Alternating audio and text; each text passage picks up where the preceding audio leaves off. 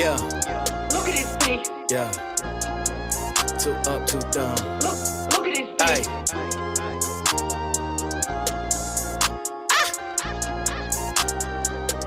Yeah. Yeah, I wanted the crown and to be celebrated. I rented a tux and I ordered a mink. Stood in the mirror like mama, I made it. Proceeded to brush in the teeth in the sink. Caught me a grill and I'm so melanated. I polished the chain, I ain't gold in the link. And I got me a baby who gave me some babies. I'm raising a lady and building a king. Too cold, you too busy running with another man lane, I guess. Yeah, too bold. I be running on the one way, never change my set like, I don't ever use my signals, yeah. I be in the lane myself, yeah. I don't gotta change my mental, yeah. And I ain't gotta chase my wealth, and I accept my daddy got a kingdom, and everything I ever got is his. If I ever got a problem, I'ma seek him. I never doubt him, been about his biz, oh man, been there. I ain't gotta ride on the wave when the ocean is his. Close with the kid with a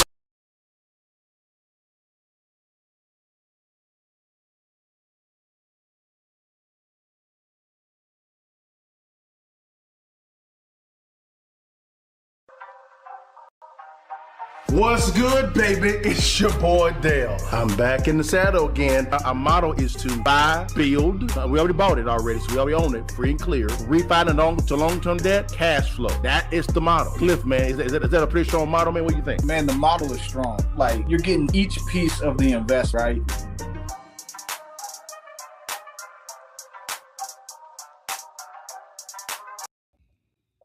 What it do, y'all? It's your partner Dale back in the saddle again for another edition of Real Estate Friday Live. It's just your partner today, guys. You get to see me take the picture for your mom and them guys. But guys, welcome again. If you're good, guys, do me a favor. We're going to jump in this thing real quickly. Like, share, and subscribe, guys. If you're on any platform, do me a favor, guys, if you don't mind. Click on that little bit of that little bell right there on the platform. So whenever I am live, make Cliff come live. You can come kick it in with your partner, man. This is all about real estate today, guys. 1 second. I'm sorry about that, guys. There we go. Anyway, guys, let's dive into the topic today, guys. We have a lot to talk about today, and I think you guys are going to love this topic. As you guys know, me and Cliff have been really going hard in the paint when it comes to real estate and crypto. The reason why is because we're in a leverage-based system. Okay, let me say it again. We're in a leverage-based system. What that means is we're in a debt-based system. In other words, how money is created, it is created via debt. Debt, leverage, and leverage alone, guys. So we want to talk about this real quick. Here's our topics for today, guys. So if you don't mind, here we go. All right. Number one, man, HOAs, man. I know for a fact a lot of people don't like HOAs, but man, there's a lot going on with HOAs. HOAs right now, a lot of them are going into bankruptcy. What you say, Chuck? Yes, HOAs or small government business models, and they have to be able to balance a budget, have a good balance sheet and income statement. A lot of HOAs are going bankrupt, guys. Number two, man, the government is looking at a 1940s debt playbook. In other words, they're looking to inflate the debt away. Remember, for a long period of time, I was telling you guys that was going on, all right? And then also, guys, we're going to talk about, man, real estate meets crypto. We're going to listen to two people, a real estate GOAT that is actively investing in real estate and crypto and using crypto in real estate, guys, right? He's going to talk to you about how he's doing that. And number two, we're going to look at also, there are companies on Wall Street right now are lending to real estate investors, and they're combining cryptocurrency in the lending. Guys. We're gonna listen directly to the CEO of the company that's actually doing it right now. This is not theory. This is actual facts, guys. We're gonna see this, guys. He went on CNBC. So, guys, let's dive into our first topic for today, guys. Real quickly here is, man, there's an HOA crisis, man. An HOA crisis. Now, what are HOAs? HOAs are kind of small business or small government agencies at the local level, municipal level, that take care of a lot of the grounds when it comes to subdivisions, right? So in other words, you'll see when there's Christmas lights that goes up, or Thanksgiving things that goes up, or cutting of the grass, things of that nature. Those are normally paid for by the HOA. Now, HOAs have a stigma of having unreasonable criteria or laws that govern the subdivision. And a lot of the times, HOAs have a lot of authority, a ton of authority. Give you an example, guys. The home that I actually owned in Florida, Eastern Florida, in Hope Sound, Florida, was governed by an HOA, right? They were very powerful. The HOA paid for the grounds. They paid for the armored guards there. You couldn't get into the premises without going through armored guards as well. They paid for the pickup of trash. That was paid for somewhat so by the HOA, but that was also incorporated within your property taxes too as well. But guys, HOAs have some type of I would say rules that if you don't abide by them, they can actually foreclose on your property.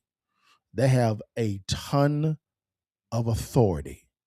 Okay, a lot of investors and a lot of retail buyers and retail owners right now that are homestead, they despise HOAs.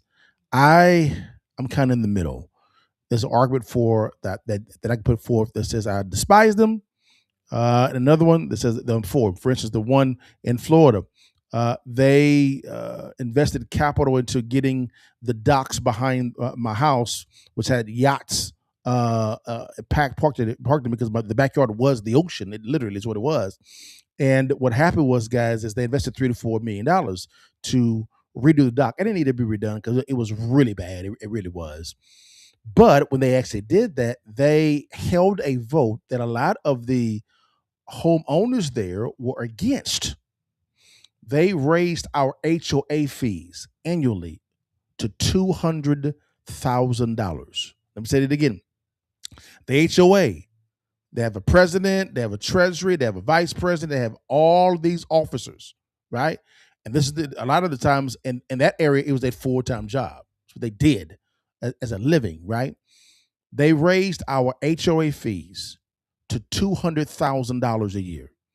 You better believe all of the constituents, all of the homeowners, including myself, were not happy about that at all.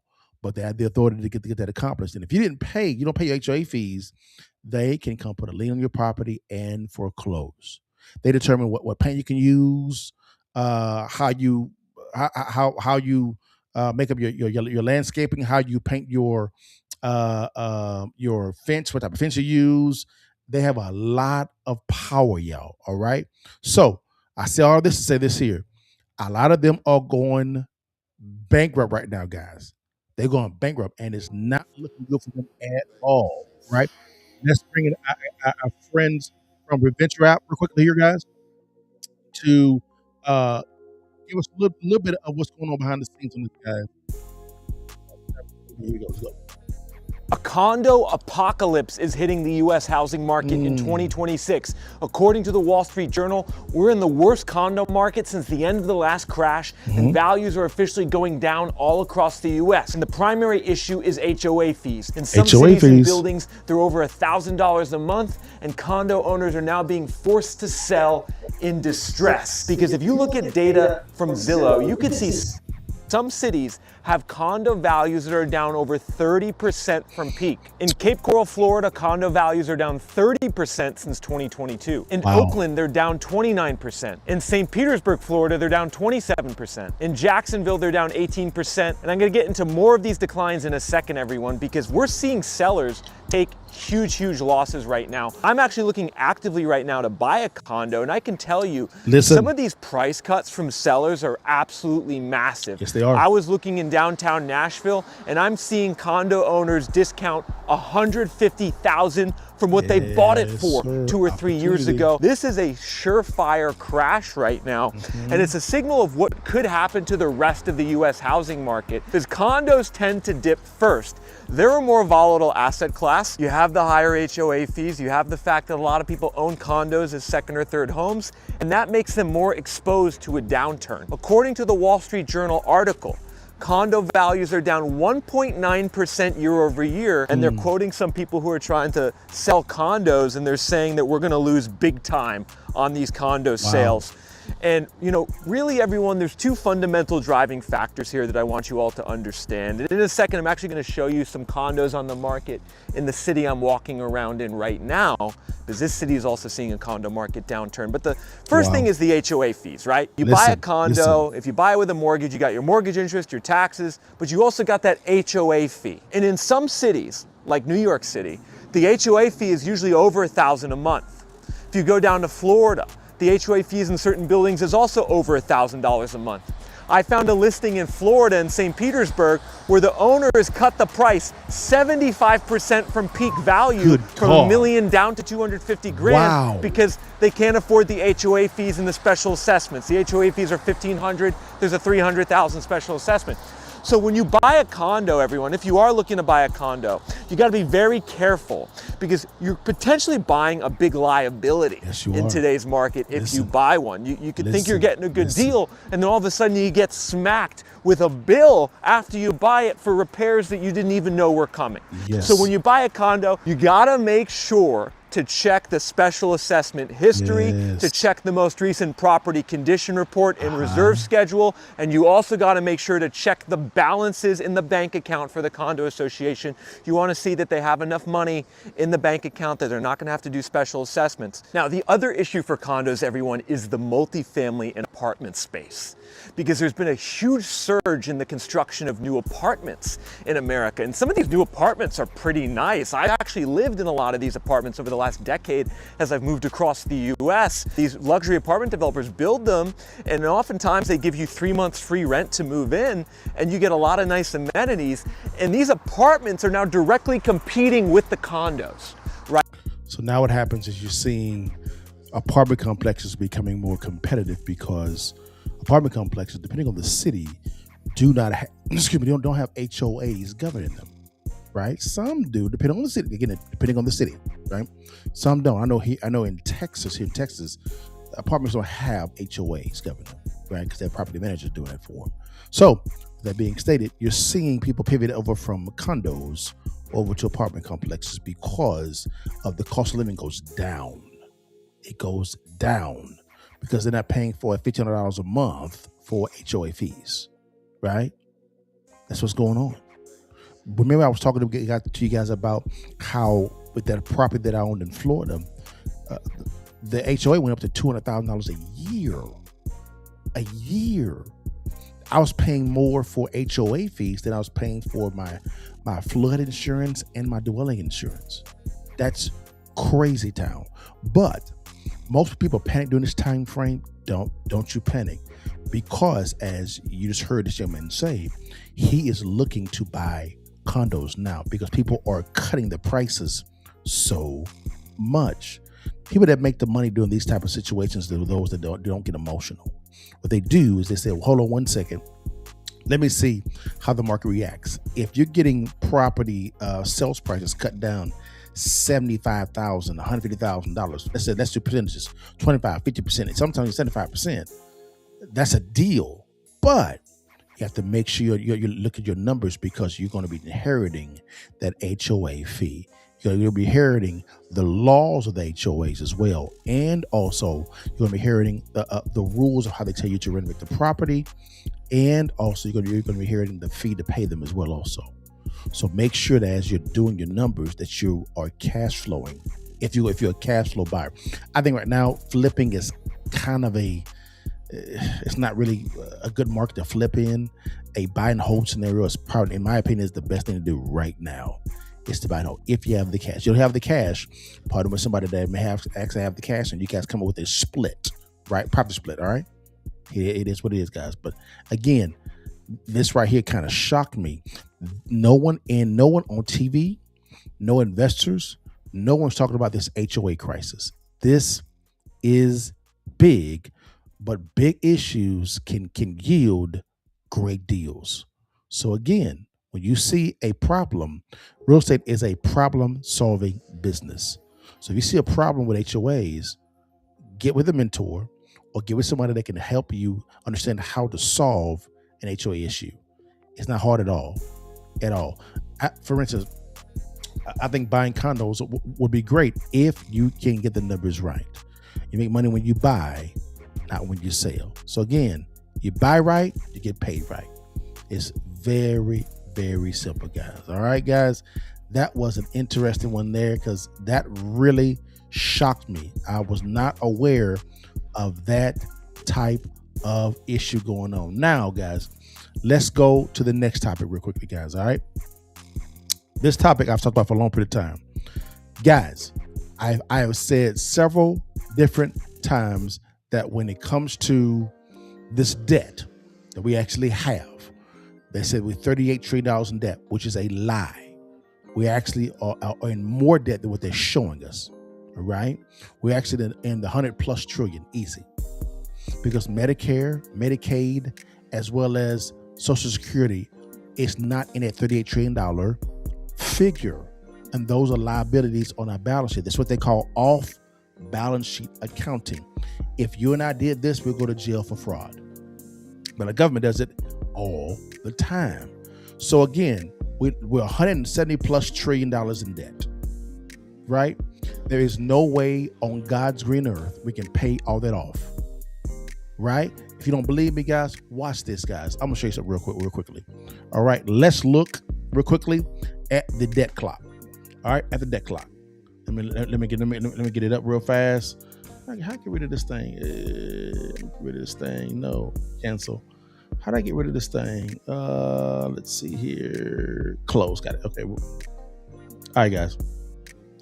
Here is the debt clock. I want y'all to see the debt clock real fast. Remember, we are $170+ trillion in debt. All right. I'm gonna make it bigger for everybody. We're $170+ trillion in debt. Hold on one second. All right. No, here we go. This is better. All right, guys. Here's what we got, guys. I want you to look up here. Look right up here. It's just $38 trillion right in here, which is a lie. I want you guys to see how much money is coming in. Okay?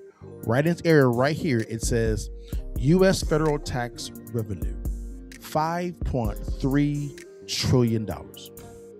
Okay? $5.3 trillion is what it says right there. Right in this area right here. This is the income coming in, right? Income.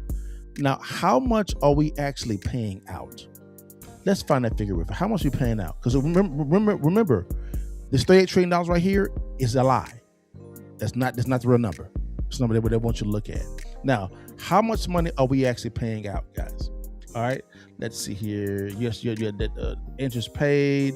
We're paying out, guys, $6.2 trillion. Let's say this again. We're bringing in revenue $5.3 trillion, paying out $6.2 trillion. That cannot be sustainable. Okay, so when you hear people are saying we need to pay down our debt, that is a sales pitch. It's a sales pitch, guys. It didn't make any sense at all. We can't. It didn't make any sense at all. So, with that being said, guys, let's hide this real fast. Now that we understand the facts right now. These are facts right now. Let's go back. Let's go back real fast to let's go back here real fast. Let's go back real fast to what we're looking at right now. The only way that this debt can be handled is if the U.S. government uses the 1940 debt era sure strategy. What that means, how governments inflate away massive debt burdens. They inflated away. Why do you think that we actually, Trump actually signed the Genius Act? Why? Because him and also Biden with Fed now understood that we had inflated it away. We talked about Trump, Biden, Obama, Clinton, Bush 2, Bush 1, Jimmy Carter, Ronald Reagan, Richard Nixon. They all understood what was going on. They were just going to inflate the debt away. Period. They all knew, no matter if you were Democrat or Republican, they all knew this was going to happen. Now, but here is the plan that just came out. And the plan has been leaked. I don't think it's been leaked. It's been shown for a reason. All right. It's bringing a guy, Mark Moss, real quickly, guys. Mark's gonna talk about this real quickly, guys, and let's see what's going on with this whole plan. Here we go. I got the way. Boom. Between 1942 and 1951, the United States ran a playbook that took debt from 120% of GDP down to only 35%. What? But the thing is, they didn't pay the debt back. They inflated it away. Yes. They're running the same playbook again right now. Now, if you were using the most popular investing strategy that your maybe financial advisor pushes today, you would have gotten completely destroyed. And it's not because you picked bad stocks, because the strategy itself was designed to lose under those conditions. But the thing is that now, most people who figure this out, they know they need, outsized returns to beat it. So they start day trading. They start, complex option strategies. They're chasing crypto. They're chasing meme stocks. And most of them blow themselves up. But there's a strategy the top 1% use to take on far less risk with much better performance. It's got nothing to do with picking the right stock. So in this video, I'm going to break down the exact mechanism they used in the 1940s, why it's being run again right now, and the strategy that puts you on the right side of all of this. So let's go. All right, so let me show you where all this comes from. Now, the International Monetary Fund, they published a paper in 2011 titled The Liquidation of Government Debt. Now, this isn't some conspiracy, right? This is not a blog or fringe theory. The IMF, they documented this. The BIS also put this white paper out. And the IMF documented exactly how governments erase debt through what they call financial repression. And they put numbers on it. Now, the numbers, they're pretty brutal. Now, post-World War II, the United States had debt of 120% of GDP. And they could... That's post-World War II, guys. Post-World War II, 120%. Post-World War II, we're in 2026. We're well over that. Couldn't pay it back. At least not honestly, right? Because the numbers didn't work. So they ran the playbook. In 1942, the Federal Reserve pegged Treasury bills at 0.3% and long-term bonds at 2.5%. Listen. That's called yield curve control. Yes. Now, they did that to maintain the peg. The Fed had to buy unlimited quantities of government securities. The Treasury issued the debt, and the Fed absorbed it. But here's what happened on the other side of that. You see, inflation ran hot. Inflation ran 8%, 14%, even as high as 18%. So your bond paid 2.5%. Yes. Your savings account paid maybe 1%. Yeah. But if inflation's running 14% and your return is 1%, that means you're losing 13% per year. Numbers. That was the policy, right? That's not volatility. That's what they meant to do. But it was that gap between what you earned and what inflation cost you transferred silently from the savers to the government. Now, of course, nobody announced this. Nobody voted on this to happen, but it did happen year after year after year. Now, the IMF calculated that between 1945 and 1980, the United States liquidated debt at a rate of 3 to 4% of GDP per year through these negative real rates alone. That's how the debt went from 120% of GDP down to 35% over just 3 decades. Again, not because they paid it off, because they inflated it away. Now, the U.S. held the peg from 1942 to 1951. It was about 9 years. And by February of 1951, inflation was raging. Inflation hit 21% annualized, and of course, that caused the Fed to finally break. So they had to restructure. And they reached what's called the Treasury-Fed Accord. Correct. Now, the Fed regained independence. Rates were allowed to finally start moving again. But by then, the job was already done. Yes. Financial repression works by keeping interest rates lower than inflation. Now, when that happens, the real value of debt shrinks, which is great, right? But it's a transfer. It's a tax. So again, do you see why the Fed says our target is 2% inflation? 2% inflation, so they can actually have rates below inflation. Do you see the games that the Fed was actually playing? Right, this is under Trump, as well as Biden and other presidents. Do you see what's going on here? We're all part of the game. tax that nobody voted for, that nobody calls it even a tax. Now let's fast forward to today, because what does that have to do with today? Well, today in the US, the debt is now 123% of GDP, about the same starting point as 1945. But now, what are we going to do? Well, there's only 4 ways that a government can reduce debt to GDP. The first one is they could run a surplus, right? So they could grow their way out of it. They could make more money than they spend, but that's not happening. We're running $1 trillion plus deficits every single year. So that's not happening. Number 2, well, you could just default, right? Just Can't do that. say you're not going to pay back the money. Nope. But of course, that's off the table. Yep. A U.S. default collapses the entire global financial system. And of course, we have a money printer. So why would we? Well, there's a third option, and that's grow faster than the debt. And so maybe GDP could just grow naturally faster than the debt's going up. That might be good. Maybe AI could accelerate this. Maybe we might see more productivity, but it's uncertain and it's slow. Finally, the fourth option, the one they all choose, is inflate the debt away. That's the only realistic option that's left. Now, look at what's happening here, right? The Fed is, again, right now, cutting rates. Real inflation, food, healthcare, housing, it's all running hot, right? It's about 50% above what the official numbers want it to be. And every structural advantage that the U.S. had in the 1940s, younger populations, industrial dominance, 15 to 20% saving rate, it's all gone. Now today, the savings rate in the US is about 3 to 4%. So there's no cushion there. Now, the 1940s version of this playbook, it was improvised, right? They were figuring it all out as they went along back then. But today's version, it's deliberate, it's fixed, it's optimized. They've had 80 years of data proving it works. And now we can see this is exactly shaping up. We can see the new Fed chair nominee, Kevin Warsh, he's been nominated, and he's publicly calling for a new Fed Treasury Accord. Same thing. Now, again, in 1951, that accord ended yield curve control. Now, why would he be talking about that unless the same structure is already being considered? Correct. Well, that's the same playbook being dusted off. And the vehicle this time, it's your retirement account. It's your brokerage, it's your bond holdings, it's anything denominated in dollars that's supposed to be safe. Okay. Ooh. Wait a minute. This is the first time that I'm hearing all of this. This is the first time. I said this last year, really 2 years ago, and I continued that verbiage last year. The only thing they have left to leverage is your retirement accounts. The 401ks, IRAs, 403bs, ISPs, TSPs. We just heard Mark said they're going to use your retirement account. Wow.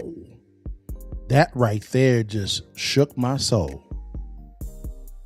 Why? Because you have trillions of dollars in your retirements. If you take, and guess who actually manages all your retirement? BlackRock, Vanguard, State Street, through funds of funds of funds of funds. Merrill Lynch. Oh my God. Jesus. I am floored. Wow. So now most people hear what I just explained and they do one of a couple of things. So again, guys, he goes into investment strategy, guys. I'll try to put this entire video in the show notes, guys. You can go watch it for yourself.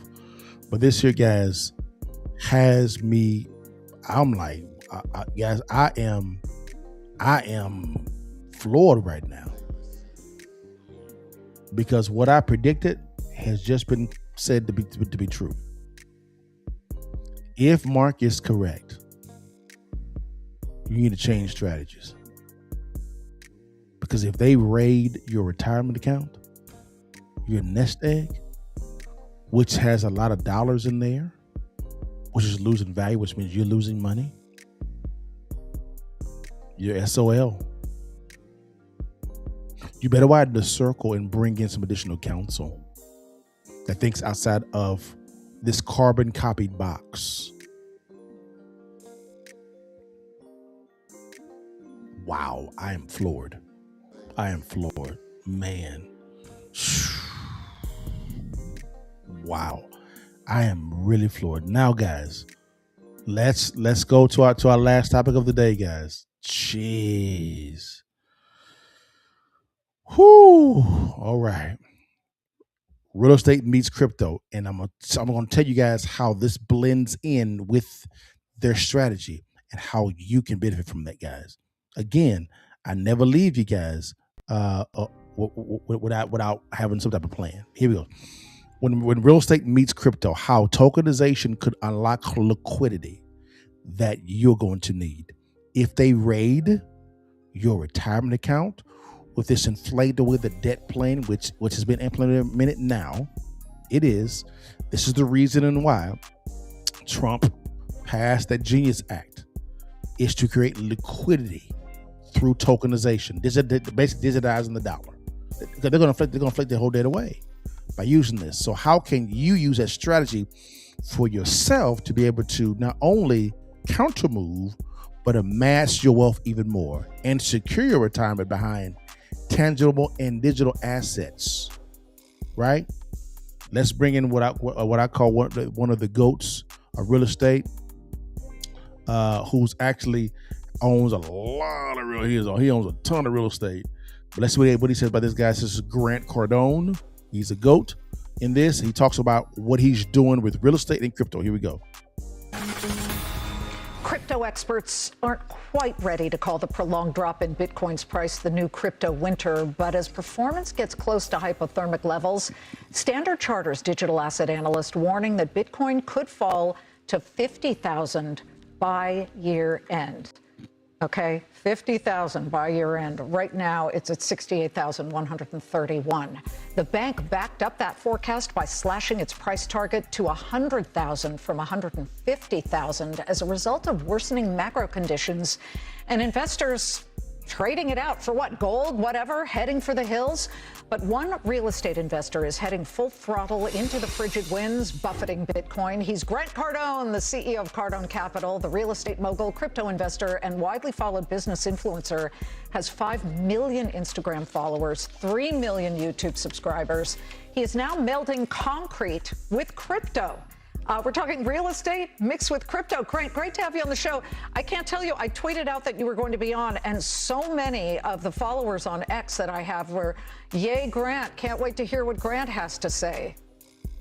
Well, thank you for having me, and I hope the people that follow me, I hope that you didn't get too much heat for having me on your show, because a lot of these old crypto hands are going to say, oh, if Grant Cardone's getting into the game, real estate guy, then it must be the top for Bitcoin, which I don't think it is. Well, and one of them said, don't throw any softballs at his head, Liz. You know, you got to go right at him. So let's go for it. There are just a few finite asset classes out there, and real estate and crypto are two of them. How are you mixing the two, and why?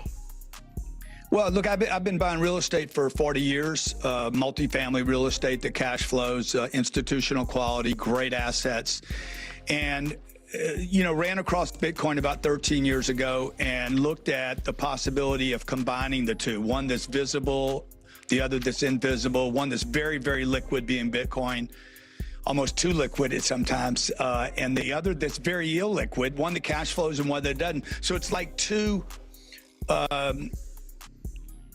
financial vehicles that are opposites. You know, they say opposites attract, Liz. So we looked at putting these together. I'm not a gambler. I'm a very conservative investor. I like cash flow. I love real estate. But I don't like that real estate is very heavy. It's very slow to move. It's very, very expensive to fix. Bitcoin costs nothing to fix. There's no roofs, no plumbing, no HVAC, no evictions, no property taxes. So we combine the two. We have the largest real estate Bitcoin hybrid in the world. We've done 5 different projects just last year, and I expect to be the largest real estate Bitcoin hybrid that will challenge the old REIT structures. Well, how does that work? Because, and I see you've got the 10X Space Coast Bitcoin Fund that combines something like 300 apartments in Melbourne, Florida, with 15 million worth of Bitcoin. You've got a Miami River Fund, similar, South Florida. These are all in Florida. Boca Raton Fund. Tell me, and then you say that you pay out dividends for investors who put in as little as $100. When you say you're melding them, explain what that means. Well, the $100 is that's not true. That's false. Okay. So we have, like the Bitcoin Melbourne project, we did it was an $88 million project. I bought the asset for $72 million. We added $15 million of Bitcoin to the purchase. It was an $88 million cost to build asset that we stole the asset. So we buy best in class institutional quality asset below replacement costs. Rather than just getting cheap real estate or what we believe is real estate, that's on sale or a discount, we just stack the difference, Liz, with Bitcoin. Rather than just buying cheap real estate, we end up with a great deal on the real estate, add the Bitcoin, we pay cash for both, and then that property cash flows, I think, at about 4.5% with, as you mentioned, $15 million of Bitcoin at purchase. How can you pay out dividends when Bitcoin is crashing, which is what we've seen since October? Oh, because we paid cash for the Bitcoin. We paid cash for the real estate. We have about $3.5 million worth of positive cash flow on the real estate. Okay. Wow. And we use the dividends from the real estate to actually buy more Bitcoin. Wow. So what he's doing? We end up with two assets, not one asset, and the cash flow. So what he's saying is he's using the dividends, the cash flow, from the real estate to buy more crypto. That's all he's doing, which is pretty smart. So he's using passive income to acquire the crypto, not any active income. All right. Passive income is cash flow. Active income is, you can say W-2 type of stuff or commission based. That's your active income. Active income. Do you see the difference there? So he's combining them both, and he's doubling down on crypto because I believe he sees that this inflating the debt away scenario is happening. This is the reason why Grant Cardone has been saying for a long period of time, 401ks or trash. They trash because they don't work well for the investor at all. You invest 100% of the profit. You take 100% of the risk, and you don't take home 30% of the profit. That's the reality a lot of the times when it comes to 401ks. That's what's been out there. That's what he's been saying a lot of the times, is that, right? And with them wanting to inflate, them being the government, inflate the debt away, what's going to happen is this here. It's very simple. Is they're going to leverage your asset, which is your 401k, to inflate the debt away. They're going to rate it. They're going to rate it unless you send your funds in your 401k into a different direction. Maybe a hard asset, maybe a gold and silver, maybe a business opportunity, maybe cryptocurrency, maybe a combination of them both. Right? It's real simple. You're hearing how Grant's doing it. He's doing it at a high level. Now, you're not Grant, right? I'm not even Grant Cardone at all. He owns 1,000 times more real estate than I do. But at the exact same time, I like to move. Now, guys, let's bring in another gentleman real quickly here. This gentleman here, this is where crypto is going. This is where it's going, guys. All right. It's going here. They're already using cryptocurrency as a way to already lend on real estate. You don't believe me? I'm glad you actually said that. CNBC, right? It's a company right here called New Market Capital. The CEO went on CNBC. I want you to hear how they actually financed the deal. And they used cryptocurrency to do it. Let's get it in. Crypto conversation. Price of Bitcoin this morning got very close to 100,000. Join us now, Andrew Hones, New Market Capital founder and CEO. And today, New Market is announcing Battery Finance. It's a Bitcoin-focused asset management platform that combines cryptocurrency and other assets. I won't say real assets because that sounds funny, doesn't it? It's like, something other than Bitcoin, like a real asset. I'm not tangible. How about tangible? Let's call it tangible. And the first, you've got to explain this to us. The first time you're combining Bitcoin to actually make maybe loans, which, why don't you explain it? Because it takes some of the problem that you normally have with lending, which is inflation, I guess, and it could actually lessen the risk and volatility for fiduciaries running pension plans. Yeah. Hard to believe Bitcoin could be a solution to pension fund management. That's what we're thinking. Well, good morning, Joe, Becky, Andrew. I'm so pleased to be here. And I'm really excited to announce today on Squawk Box this loan that we've just completed. We combined a seasoned multifamily asset in Philadelphia, about 50 meters away from the First Bank of the United States, the one that Alexander Hamilton started. We combined that asset with around 20 Bitcoin. And we provided a loan to refinance the existing mortgage on the property, to provide the asset sponsor some funding for capital improvements, and with the remainder to buy the 20 Bitcoin. Okay, we got to go backwards. Go ahead. You got to go backwards. We're just going to slow the whole thing down so everybody understands what happened. Okay. So there's a property. Yep. Physical property. Multifamily. Right. It's a multifamily, 63 units. It's a multifamily property. The sponsor, effectively the owner of that property. Yep. Needs a loan. That's right. Okay. They come to you. That's right. Okay. You say, we'll provide you the loan in the form of a loan.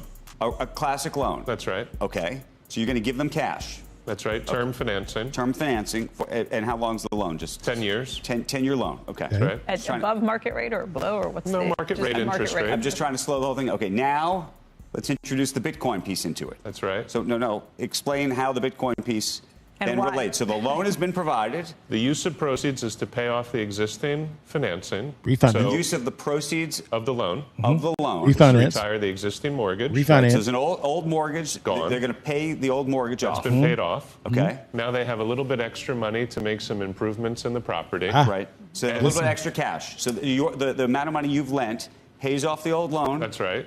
It's also you have a little bit of extra to fix Improve stuff the up. property, fix stuff up. Yep. And then with the remainder, which is a little bit So you more. have even a little extra, an extra right. turn. And that, instead of cash out, it's Bitcoin in. And we use it to purchase some Bitcoin and add it to the collateral package of the loan. So now our loan is supported by both the traditional asset, the 63-unit apartment building, and the Bitcoin. Yes, sir. Okay. The loan, it was maybe $2 million more, so that's how you get the Bitcoin out? Exactly right. So it's on the assumption that the Bitcoin's going to rise faster, and that will become an asset. Over the life of the loan, for sure. So we think on the downside, this provides us with much better protection compared to a traditional lender, because a traditional lender, if something goes wrong, they have to recover against that particular building, which is idiosyncratic risk. Something might happen with the maintenance or what have you. But that also requires conviction on your end that Bitcoin is not a volatile asset over time, and that is either going to go up or at least stay where it is. Well, that's by fusing the Bitcoin with credit and by fusing it with traditionally financeable assets, it gives us the luxury of expressing that medium-term view on Bitcoin, and that's what's key. It's volatile in the short run. You know, I mean, minute by minute today, who knows? It could cross 100,000. That would be exciting. How long's the loan? 10 years. 10 years. And the minimum hold period for the Bitcoin is 4 years. So what we say to the borrower is we say, look, you can repay the loan at any time for any reason with no penalty, which is a really valuable feature compared to a traditional loan. Yeah, that's like a home mortgage. Like a home mortgage almost. That's very unusual for commercial financing. But what we do say is that to the extent that the loan is repaid at year 4 or earlier, the minimum will release the property. But the minimum length of time that the Bitcoin has to stay in escrow is 4 years. Andrew, go on to, because I don't know how to explain it. But just I'm additional fascinated security. This is about, there is a problem for state and municipal. That is a brilliant plan he talked about, guys. It's brilliant. He gets the security of not only the asset, but also the cryptocurrency. And the loan is 10 years, right? It's at a market rate. And at the exact same time, the minimum time that the cryptocurrency has to stay in escrow is 4 years. I mean, they have insulated themselves extremely well. I mean, again, this is a real live loan. Right here, guys, on CNBC. In the commercial realm, right? The investor rim, like for myself, I can go get this loan. Active now. This type of loan, guys, this is the reason why the Trump administration said that retail home buyers could actually add cryptocurrency to their balance sheet to acquire their homestead property, because it makes it more bankable to the lender, because the lender could say, I see you have X amount of Bitcoin or X amount of cryptocurrency. The value of this is great, not a problem, which means it can be liquidated or leveraged if you need to in the future. We can approve the loan now because you now have enough assets to support what you're asking for. I mean, this is, now do you see how this is going to be introduced right into the residential arena? Don't be surprised if this Newcastle model goes gangbusters when it comes to mortgage bankers in the future, because of the Stable Act or Genius Act that was actually passed. This is phenomenal. Wow. Again, guys, we heard about it with Grant Cardone, how he's using real estate as a way for him to buy more real estate, right? He's using cryptocurrency as a way for him to, he's using real estate in a way for him to actually buy more cryptocurrency through the distributions, the cash flow, and his active income. So you see it on the investor side, right? But also you see it on the lender side. The lender said, not a problem. You can utilize your cryptocurrency into the loan. Wow. It insulates, it makes the loan more secure for the lender. They're backed by the asset, the real estate, and the digital asset of the cryptocurrency. Hey, I mean, yeah. Yeah. All right. Yeah. Yes, sir. Y'all hear it? Y'all hear it? Yes, sir. I'm about to bounce back. Bounce back. I'm about to bounce back. Brilliant play. I'm going to copy that play. Guys, I don't know crypto. I don't know crypto at all. None. I'm really tempted to buy more crypto now. And really just using the same strategy that Grant Cardone is doing. The same strategy. Cash flow. Guys, man, this was to me a very good counter move. I'm sorry, forgive me. Real Estate Friday Live, the Investor Edge podcast for real estate, guys. On Friday, guys, man, I think that if you are thinking of different ways when it comes to your retirement, widen the circle, bring in some more creative thinking. Make sure that they're licensed. Make sure that they actually meet all the parameters from a legality standpoint, and pepper them with questions, guys, because you're in a unique time frame. Yeah, so you have to have unique strategies, right? It's real. It's not hard at all, guys. I mean, it's, this to me is to me, guys. This is a great time to be about real estate, about crypto. There's a lot of uncertainty going on in the market on the national stage, guys, and that's all cool. For the exact same time, guys, this is a great time to buy real estate. Great time to buy cryptocurrency. Great time, guys. Wow, guys. This is, again, guys, whenever there's a crisis, right? Like the HOA crisis, think opportunity. Opportunity, guys. All right, guys. Real quickly, guys, we are giving away a free ebook, right? And we're putting AI in this thing as well, also to help you determine what the comps are, the scope of work is. That's all going up in the ebook as well, guys. It's called Distressed Property Investing. Make money when you buy. Now, when you sell, guys, and it's a free book, how to locate distressed properties in the city, county, or state. It's a digital ebook. Go download it. It's free. DM either a real estate. Scan on the QR code here on the screen or in the show notes below. Click on the link. It's right there, guys. Real easy to do, guys. Also, if real estate is not your stilo, don't worry about it, guys. Hey, there's a term called fintech, which stands for financial technology, guys. All right. I want you guys to understand what that truly is. Okay. My thing is this here is banks and insurance companies are shutting down their brick and mortar locations right? And bringing the licensed professionals into one centralized place. But what that's done is it has allowed for them to save more money, but also create a business opportunity. Also, for people like you and I to be able to pass consumers on to them, right? It's real simple. It's not hard at all, guys. And it's a very lucrative business model. If you want to know what that is, guys, no problem with it at all. Again, DM me the word mentor, scan the QR code, or click on the link below, guys. It's showing us, guys. It's very simple, guys. And guys, man, hey, I one sec here. Every single Thursday at 8:30 p.m. CST, it's Kind of Move Podcast, guys. Here's a little bit of a brief thing that you hear about. Here we go. Why they party? I'm in here grinding. Money I'm stacking. Why they rock diamonds? I can't relate to them. Ain't my shit coming. I set a goal for me 2 or 3 commas. 7 figures, 8 figures to 9 figures. On a slow pace to get rich quick. Same time we just think different. Cause when you make it, it hit different.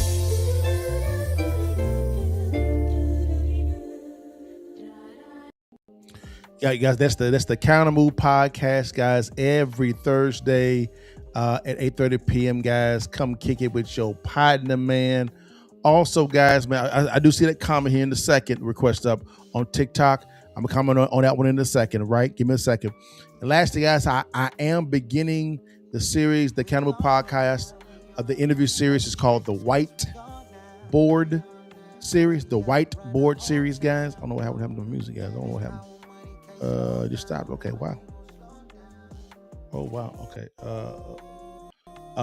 Anyways, it's called the Whiteboard series, guys.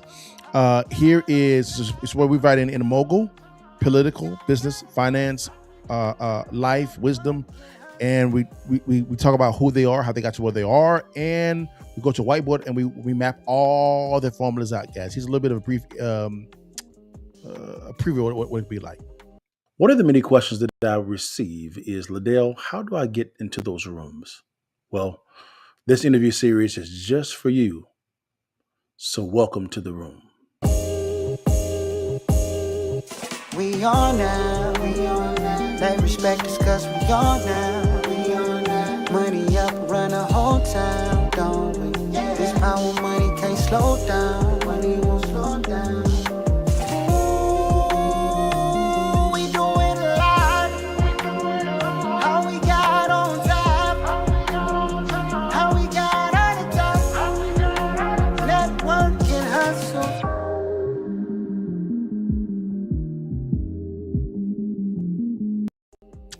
All right, guys, that is the Kind of Move Podcast interview series is coming back, guys. And real quickly, guys, we have a comment on TikTok, and I'm gonna read it real quickly while I address it.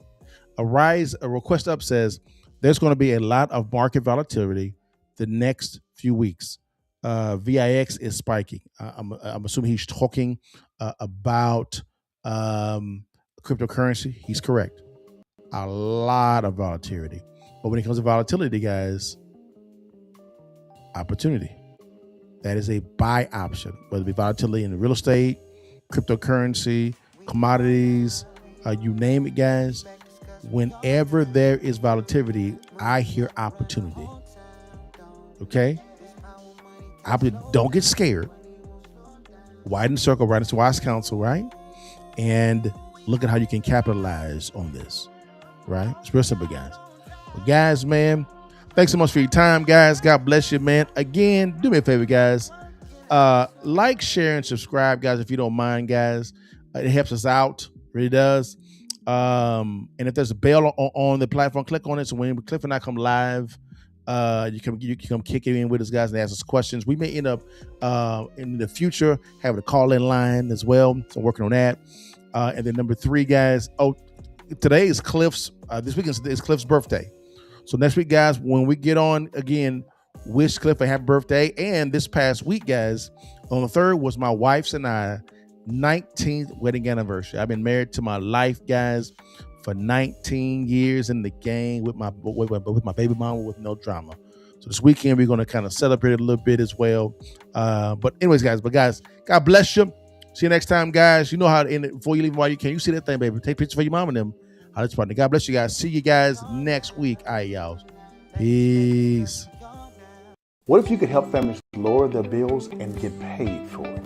Healthcare premiums, insurance rates, and loan interest just keep climbing higher. And most people just keep paying without knowing that there's a better way. We use a fintech platform that connects people to lower healthcare costs, competitive auto and home insurance, better loan products, higher yield bank deposits, and even ways to cut energy costs, all in one place. It's the same technology that banks and big corporations use currently. But now entrepreneurs like us can leverage this technology to build an income stream and help others save. Take our 30-second assessment to see if this business model is a fit for you.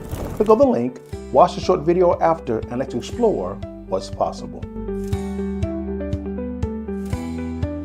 Okay, so you did fixes and flips first, or were they? Now it sounds like you're more buy and hold. Okay, so you're wholesaling first. Okay, because I was broke. I had no credit, I had no money.